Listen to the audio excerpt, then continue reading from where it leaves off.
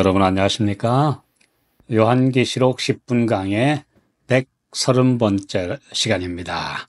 오늘은 계시록 8장의 10번째 강의로 오늘로서 계시록 8장을 모두 마치게 되겠습니다. 오늘의 제목은 화가 있으리로다 라고 하는 하늘 천사의 메시지를 중심으로 말씀을 살펴보겠습니다.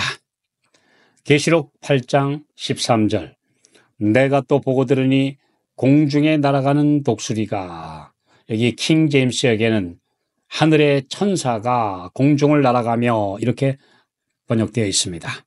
큰 소리로 이르되 땅에 거하는 자들에게 화가 있으리로다.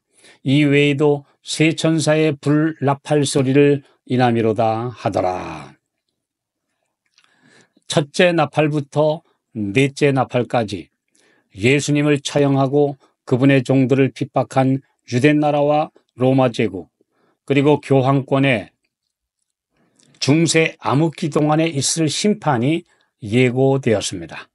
이뿐 아니라 각 시대를 거쳐 오늘날에도 세상의 편만한 악과 거짓에 파괴시키는 활동들이 계속되고 있습니다. 그러나 이 네 나팔을 분 후에 날아가는 독수리 또는 천사가 큰 소리로 땅에 거하는 자들에게 새 화가 이를 것이라고 외쳤습니다.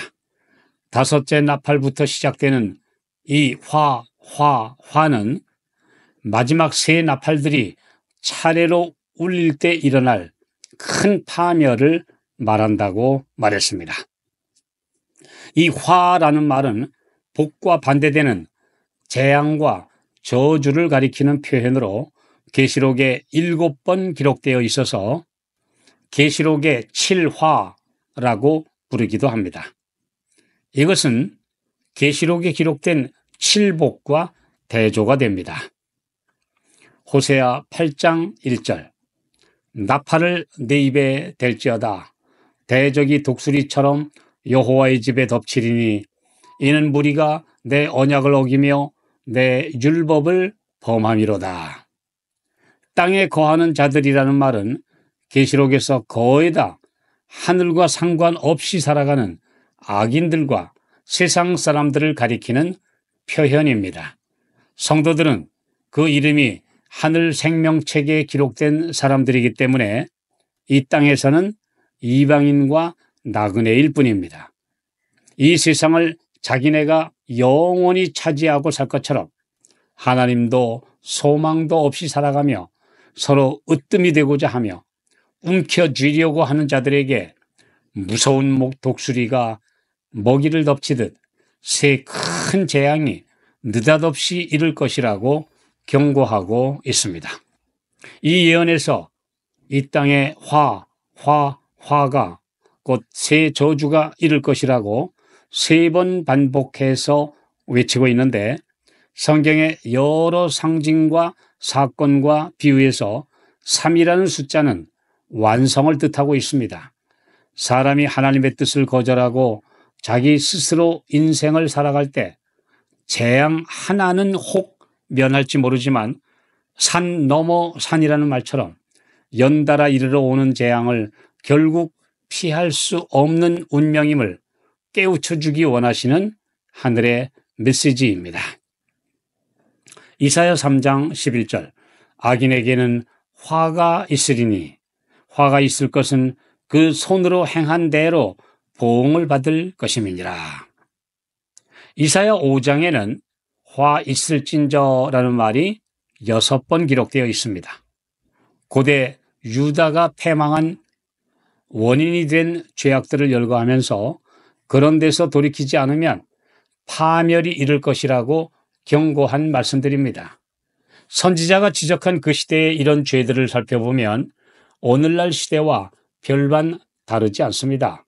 즉 부자가 되려는 욕망, 술과 연애와 쾌락을 추구하는 무가치한 삶, 그리고 음모와 술수를 쓰는 자들, 바른 가치관을 뒤집어 엎는 학자들, 그리고 자신이 지혜롭다고 여기는 자만심 등을 경고하시면서 화 있을진저 라고 말씀하신 것입니다.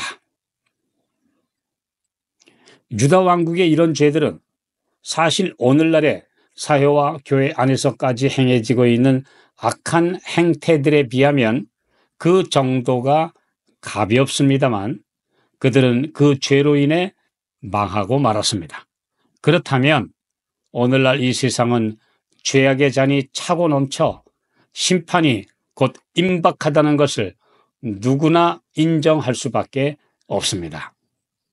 마태복음 23장에도 예수님께서 화 있을진저라고 7번 말씀하신 그 대상은 일반 백성이 아니라 서기관과 바리새인들, 즉 종교 지도자들이요, 성경에 박식하며 경건하다고 자칭타칭하는 그런 사람들입니다.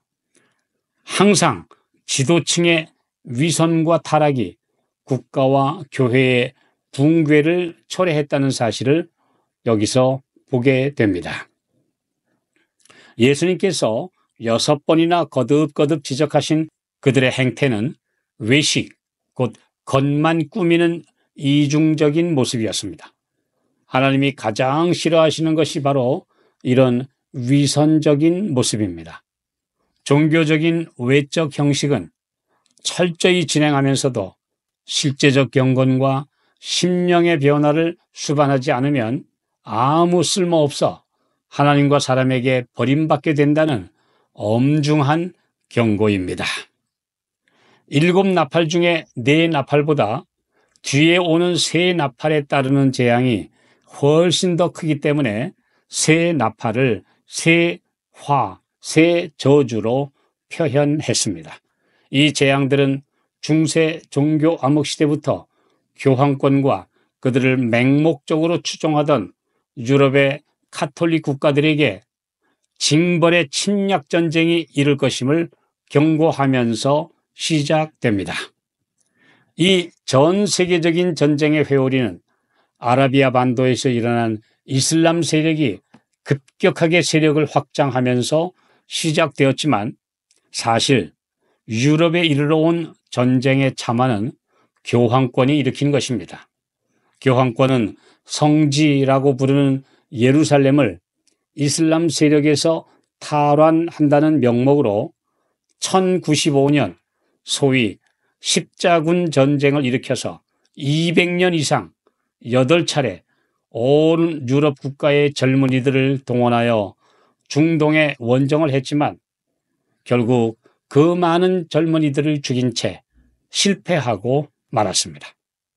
이슬람 세력은 중세부터 시작해 오늘날까지 전 세계에 걸쳐 세력을 확장했으며 그 과정에서 유럽까지 침공해서 동로마, 즉 비잔틴 제국을 멸망시켰습니다. 또 그중 급진 세력은 오늘날까지 세계 도처에서 전쟁과 테러를 일으키는 첫째 화의 중심입니다. 그러므로 이슬람이 첫째 화의 본 세력입니다. 그리고 중세가 끝나면서 일어난 또 하나의 괴물은 온 세상을 사상과 계급투쟁으로 몰아넣은 무신론 사상입니다. 계시록 11장에서 묘사된 이 세력은 프랑스에서 발발한 사회혁명이 그 시초입니다. 봉건사회에서 온갖 특혜를 누리던 귀족들과 카톨릭 성직자들에 눌려 살던, 그래서 사회에서 약자로 취급받고 못 가지고 억눌린 사람들이 신은 없다고 부르짖으며 전국을 광풍으로 휩쓸었습니다. 오랜 세월 억압받던 인권과 평등을 찾으려는 투쟁이 불붙었습니다. 봉건사회에서 억압받던 민중이 바스티유 감옥을 파괴하고 국왕 부부를 처형하면서 이후 전 세계에서 혁명과 투쟁이 일어났습니다.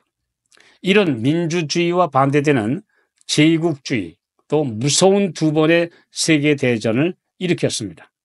이것은 다 사탄에게 충동된 무신론 그리고 공산주의라는 사상적 괴물에 의해 일어나는 것입니다.